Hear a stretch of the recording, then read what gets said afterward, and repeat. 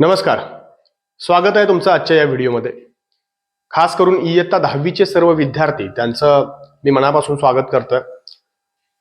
10वीची परीक्षा आता अगदी जवळ आलेली आहे आणि त्या अनुषंगानं इंग्रजी विषयाचं खास करून आपण अगदी फिनिशिंग टच ज्याला म्हणतो आपण त्या पद्धतीने इंग्रजी ग्रामर असेल आणि रायटिंग स्किल आणि ओव्हरऑल प्रश्नपत्रिका कशा पद्धतीनं इंग्रजीची सोडवायची आहे, 80 मार्क्स ज्या आहेत ते कशा पद्धतीनं आपण मिळवायचे आहेत, त्याचे सेगमेंट कसे पाडायचे या संदर्भात सविस्तर आपण व्हिडिओच्या माध्यमातून माहिती देणार आहोत. तत्पूर्वी आपण एक टेन्स टॉपिक घेतलेला आहे की जो वर्षभर तुम्ही शिकलेला आहात. फक्त अगदी शॉर्ट पद्धतीनं शॉर्ट ट्रिक्सच्या माध्यमातून एक अर्ध्या तासामध्ये आपण टेन्स कशा पद्धतीने 12 काळ लक्षात ठेवायचं आणि कोणत्याही काळामध्ये एखाद्या वाक्याचं रूपांतर कसं करायचं आणि कोणतंही वाक्य कोणत्या काळात आहे ते कशा प्रकारे ओळखायचं याची शॉर्ट ट्रिक्स तुम्हाला दिलेली आहे.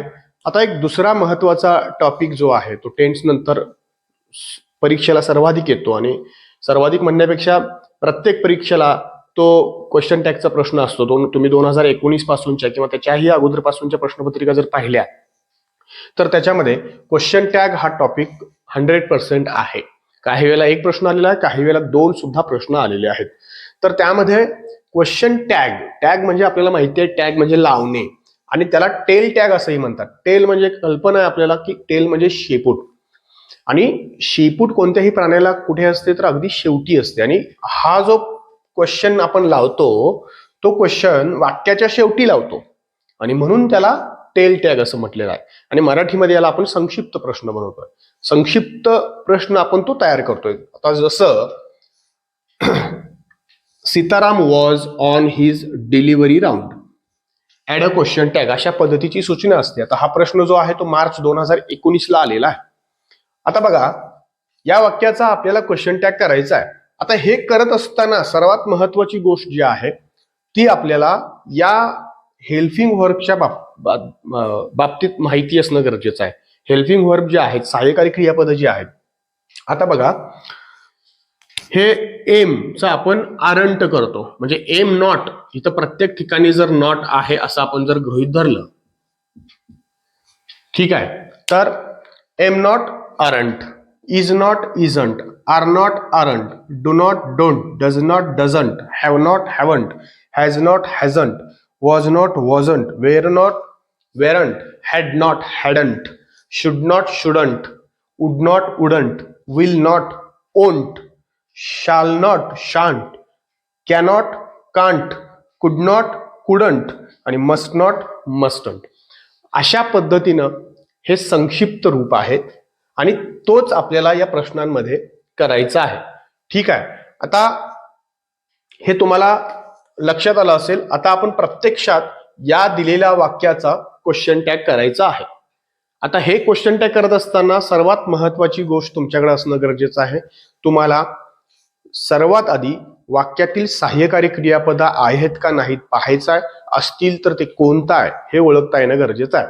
3 स्टेप्स मध्ये तुम्हाला मी क्वेश्चन टॅग सांगणार आहे आणि काही वाक्यामध्ये 4 स्टेप मध्ये. त्या 4 स्टेप तुमच्या लक्षात राहिल्या की तुमचा क्वेश्चन टॅग कधीही चुकणार नाही. ठीक आहे, आपण करूयात. आता बघा Sitaram was on his delivery round, add a question tag करायचं आपल्याला. ठीक आहे, सर्वात आधी एक तरी तुम्हाला ऑप्शन असतात आणि काही वेळेला ऑप्शन नसतात सुद्धा. तुम्हाला 3 ते 4 ऑप्शन दिलेले असतात.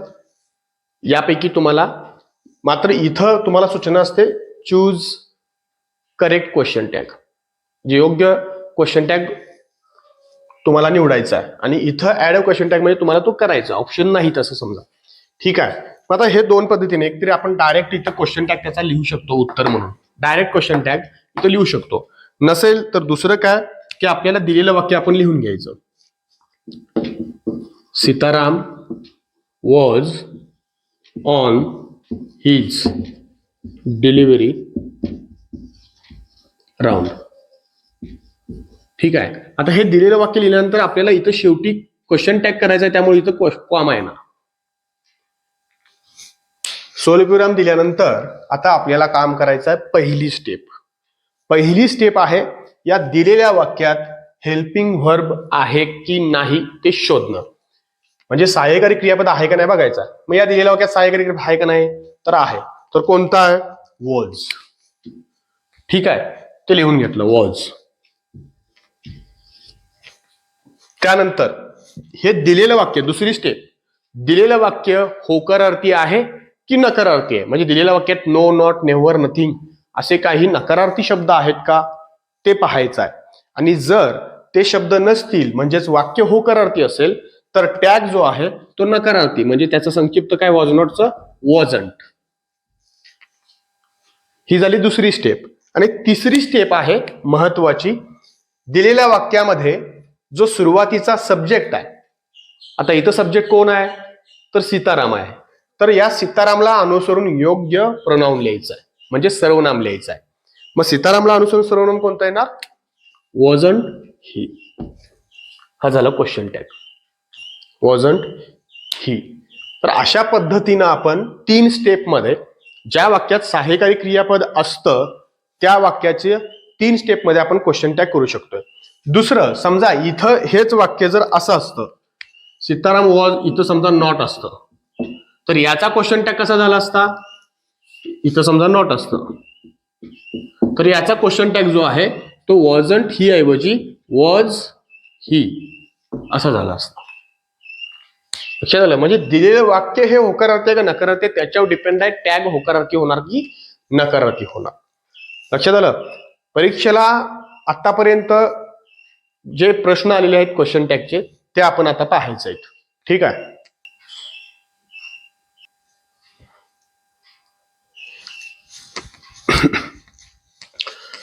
तर ही 2020, 2023, 2024 आणि 2022 मध्ये आलेल्या परीक्षेला क्वेश्चन टॅगचे प्रश्न आहेत.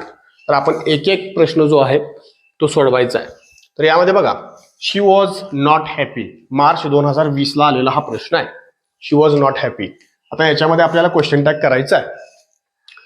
तर पहिली स्टेप काय आहे आपली, की दिलेल्या वाक्यात हेल्पिंग वर्ब आहे का पाहायचा आहे. आहे का, तर आहे वॉज.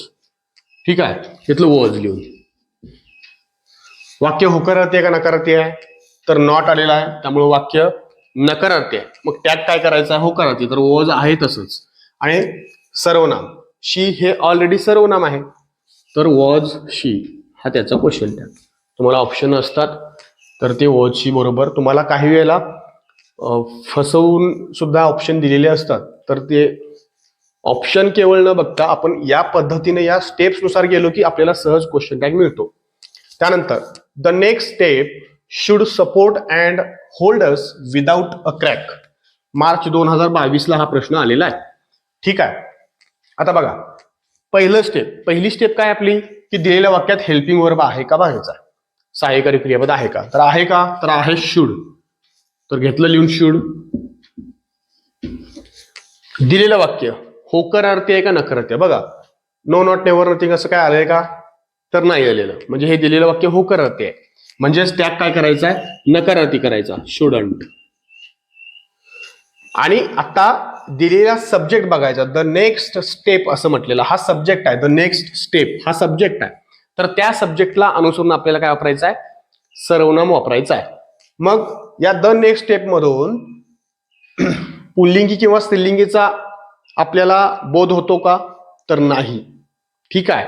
तर नेक्स्ट स्टेप असं म्हटलेलं आहे, त्यामुळं तिथं आपण काय वापरतो, तर तिथं आपण वापरतो इट, क्वेश्चन मार्क.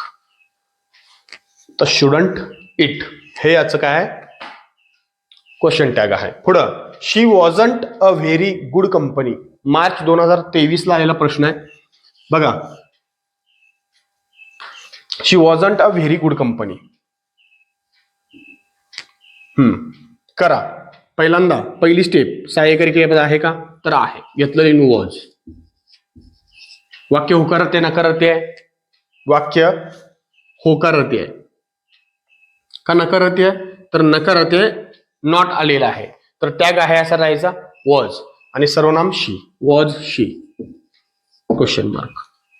पुढं, ही रिसीव द अर्जुन अवॉर्ड.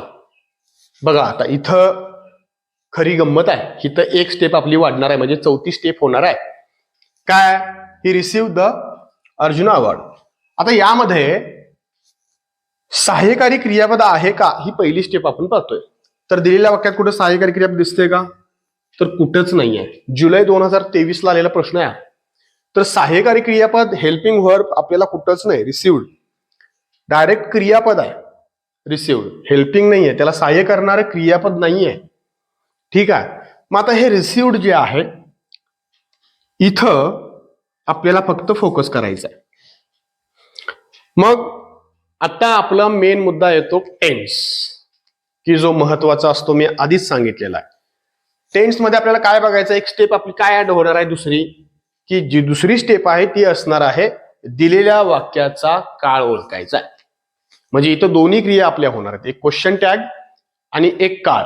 तर दिलेल्या वाक्याचा काळ ओळखत असताना मी तुम्हाला सांगितलेलं आहे की होकारार्थी वाक्यामध्ये या 12 काळापैकी असे किती काळ आहेत?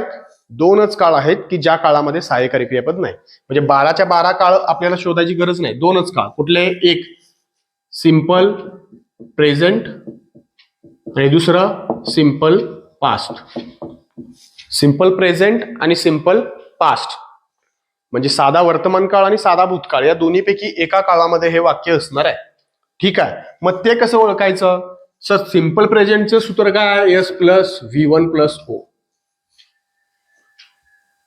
सिंपल प्रेझेंट सूत्र S plus V one plus O आणि सिंपल पास्टचं काय? S plus V two plus O. अशी सिंपल पास्टचं सूत्र आहे. मग आता हे नेमकं कशामध्ये आहे वाक्य ते पाहायचं आपल्याला. बघा हा सब्जेक्ट आहे, त्यानंतर रिसिव्ड ईडी प्रत्यय लागलेला आहे. ईडी प्रत्यय लागलेला आहे म्हणजेच तो काय आहे? भूतकाळ आहे. म्हणजेच क्रियापदाचं दुसरं रूप आहे म्हणजे व्ही टू आहे आणि मग हा ऑब्जेक्ट आहे. ठीक आहे. S plus V two plus O ही रचना कोणाची आहे? तर सिंपल पास्ट टेन्सची आहे. आणि जर सिंपल पास्ट टेन्स मध्ये वाक्य असेल तर आपण सहाय्यकारी क्रियापद वापरतो, ते म्हणजे डीड. कोणतं? डीड. लक्षात आलं? आता पुढची स्टेप आपली रेग्युलर स्टेप, तिसरी स्टेप काय? की दिलेलं वाक्य होकारार्थी का नकारार्थी आहे? दिलेलं वाक्य होकारार्थी आहे, टॅग करायचा नकारार्थी डिडंट. आणि चौथी आपली स्टेप आता आहे दिलेल्या सब्जेक्टला अनुसरून सर्वनाम. तर ही हे सब्जेक्ट आहे आणि सर्वनाम सुद्धा आहे. तर डिडंट ही हा त्याचा क्वेश्चन टॅग आला. ठीक आहे. हेच वाक्य समजा वर्तमान काळात असतं, ही रिसिव्ह म्हणजे यस प्रत्यय लागला असता इथं डीच्या ऐवजी, तर आपण काय केलं असतं? डझंट ही अशा पद्धतीनं त्याचा क्वेश्चन टॅग केला असता. ठीक आहे. पुढे जाऊयात आपण. They are the protective covers for the eyes. March 2024 ला आलेला प्रश्न आहे. सहाय्यकारी क्रियापद पहिली स्टेप आहे का? तर आहे. आर घेतलं लिहून आर. वाक्य होकारार्थी का नकारार्थी आहे? होकारार्थी. नकारार्थी केलं आरंट. आणि दे सर्वनाम आहे.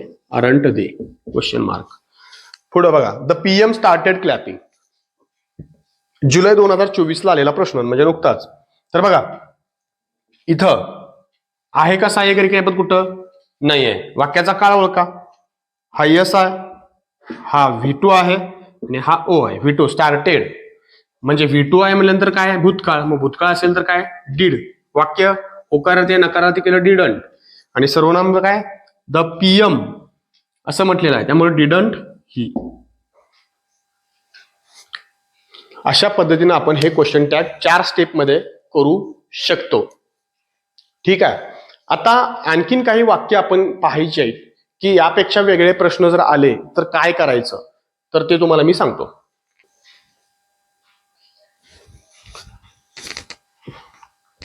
चला आपण पुढे जाऊयात. 3 वाक्य लिहिली आहेत फळ्यावर. She reads a novel, people sing a song and few members were present. आता प्रत्येक वाक्याचा आपल्याला टॅग करायचा आहे. बघा शी रीड्स अ नॉवेल. पहिली स्टेप आपली काय आहे? दिलेल्या वाक्यात हेल्पिंग वर्ब आहे का नाही पाहायचं आहे. सहाय्यकारी क्रियापद आहे का दिलेल्या वाक्यात? तर अजिबात नाही. मग पुढची स्टेप काय? दिलेल्या वाक्याचा काळ ओळखायचा आहे.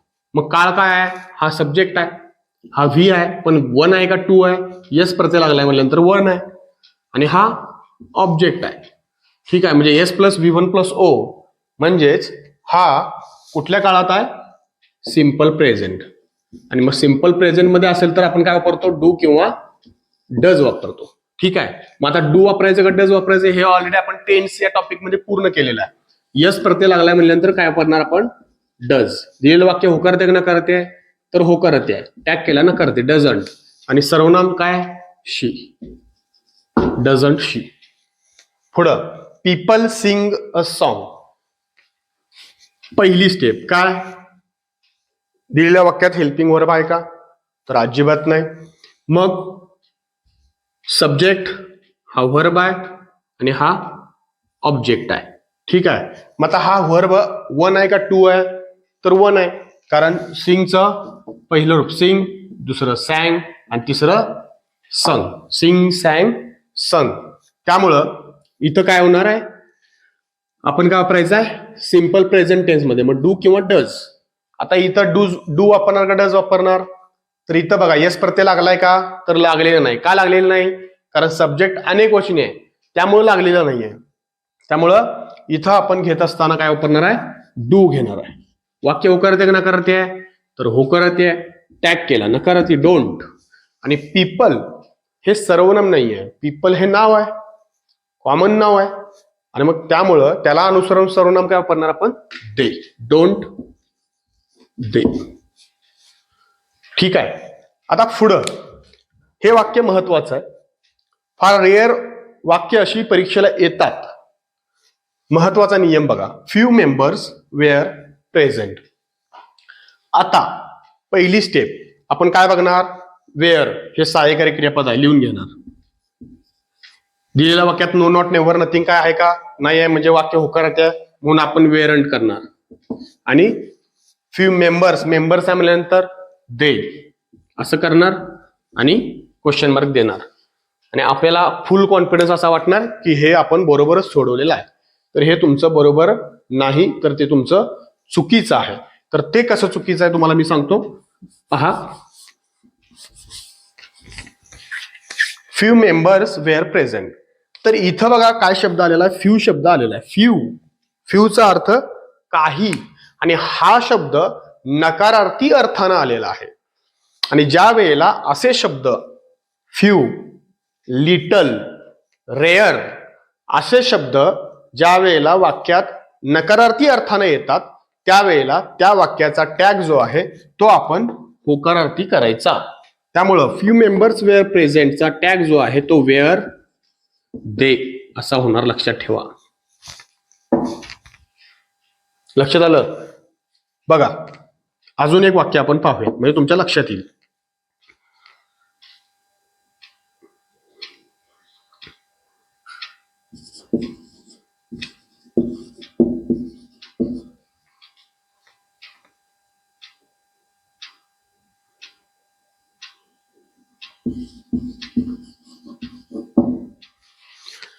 शी मेट मी रेअरली.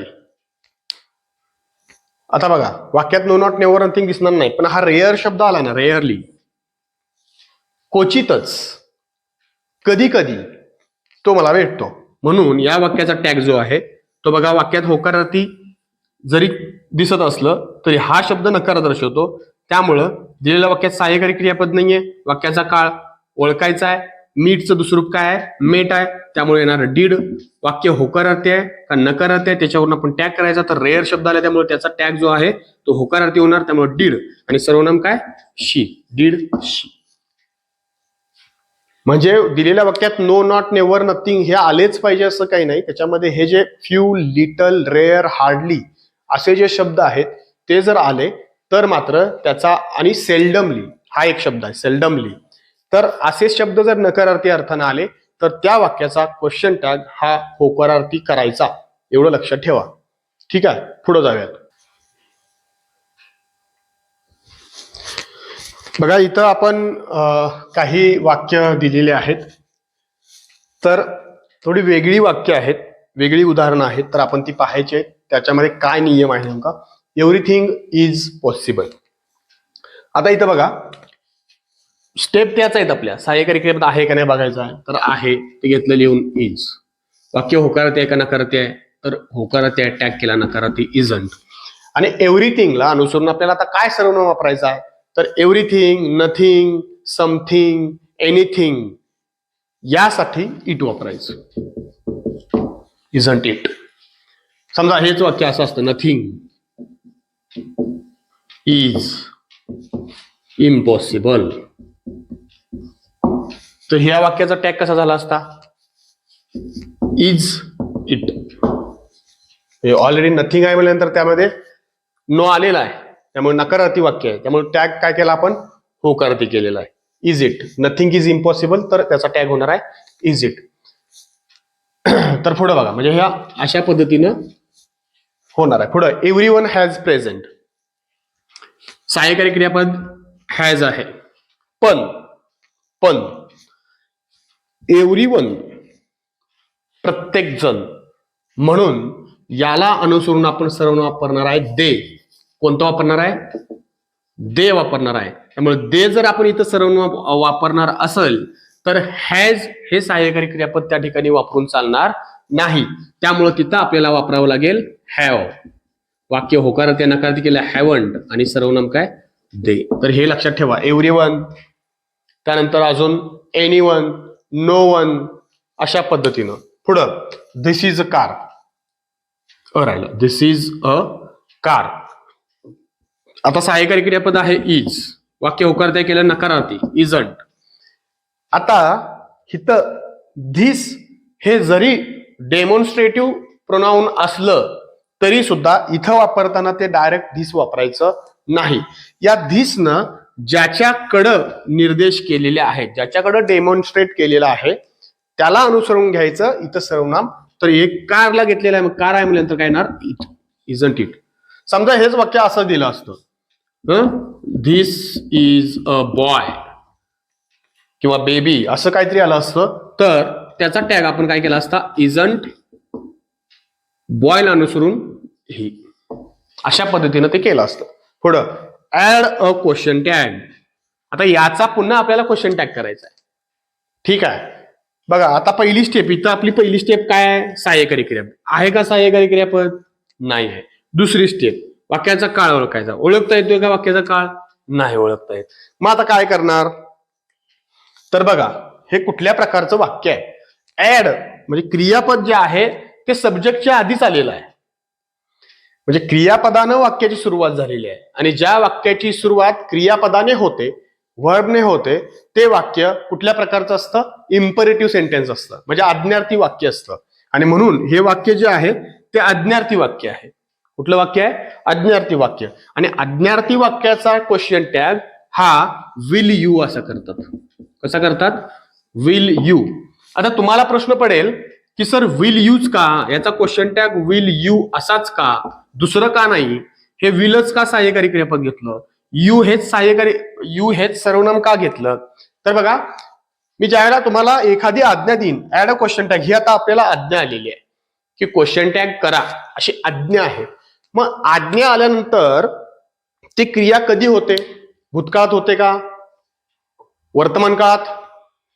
तर ती क्रिया भविष्यकाळात, म्हणजे आज्ञा दिल्यानंतर क्रिया आपण करतो, म्हणजे येणारा काळ असतो, येणाऱ्या काळात आपण ती क्रिया करतो. लक्षात आलं? आणि म्हणून भविष्य काळातलं सहाय्यकारी क्रियापद. ठीक आहे. आणि यूच का? तर यू यासाठी, कारण आज्ञा ही समोरच्या व्यक्तीला दिलेली असते आणि समोरचा व्यक्ती हा नेहमी सेकंड पर्सन असतो, दुसरा पर्सन असतो. मग तो एकवचनी असू दे किंवा अनेक वचनी असू दे. त्यामुळे समोरच्या व्यक्तीला कधीही आज्ञा देतो आपण. समोर आपल्या कोणच नाही आणि आपण आज्ञा कशी देणार?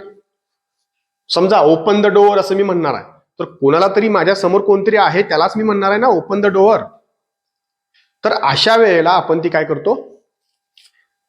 विल यू असा करतो. दुसरं एक वाक्य बघा, लेट अस प्ले टेनिस.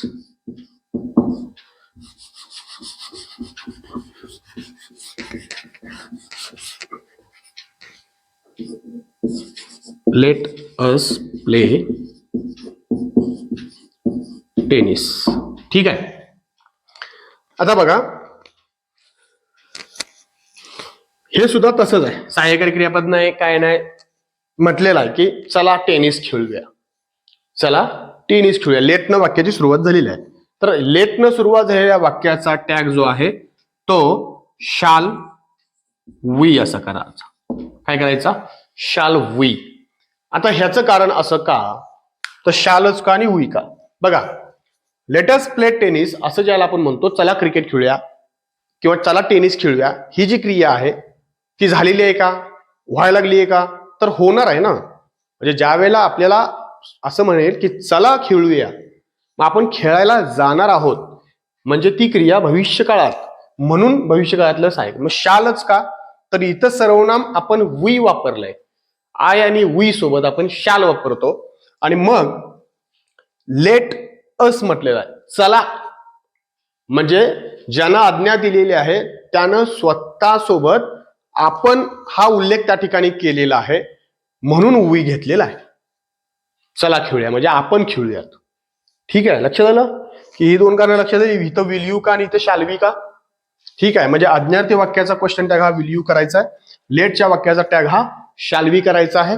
दुसरं महत्वाची गोष्ट, आणखीन एक मी महत्वाचं काय सांगितलं, की जर दिलेल्या वाक्यामध्ये लिटल, सेल्डमली, हार्डली, रेअर आणि फ्यू हे शब्द नकारार्थी अर्थानं जर आले तर मात्र त्याचा टॅग जो आहे तो होकारार्थी करायचा. उदाहरणार्थ मी इथं दोन वाक्य सांगतो बघा. शी इज माय लिटल सिस्टर असं ज्याला वाक्य म्हणणार त्यावेळेला त्या वाक्याचा टॅग हा होकारार्थी करायचा नाही, त्या वाक्याचा टॅग हा नकारार्थीच करायचा, कारण तिथं लिटलचा अर्थ लहान असा आलेला आहे. आणि जर मी समजा असं म्हणलं, शी गेव मी लिटल, शी गेव मी लिटल म्हणजे तिने मला अगदी कमी दिले, मग इथं लिटलचा अर्थ मात्र नकारार्थी अर्थानं आलेला आहे. अशा वाक्याचा मात्र टॅग तुम्हाला काय करायचा आहे, होकारार्थी करायचा आहे. लक्षात आलं तर हा फरक समजून घ्या, तुम्हाला क्वेश्चन टॅग अगदी सोपं होऊन जाईल.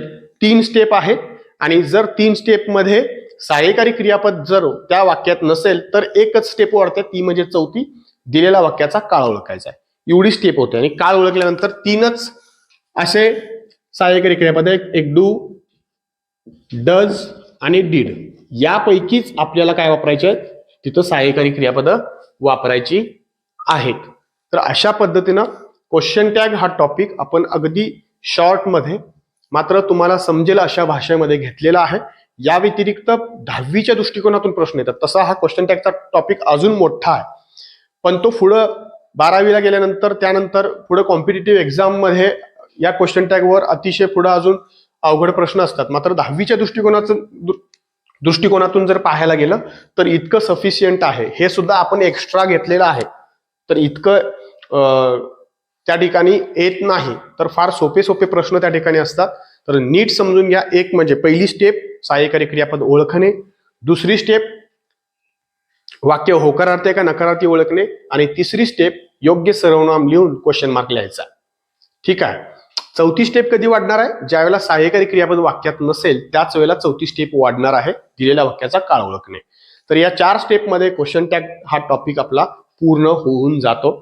तर क्वेश्चन टॅग जर प्रश्न परीक्षेला आला म्हणजे येणारच आहे, तर त्याचे ऑप्शन जर दिले असतील तर ते ऑप्शन नीट समजून घ्या. या पद्धतीनं 4 स्टेपमध्ये जावा आणि उत्तर बरोबर काढा, आणि मग त्या ऑप्शनमध्ये आपलं आलेलं उत्तर आहे का ते शोधा. तुमचं ते उत्तर असेल, सहज तुम्हाला क्वेश्चन टॅगवर जेवढे प्रश्न आहेत त्या प्रश्नांची उत्तर मार्क्स जे आहेत ते तुम्हाला सहज मिळून जातील.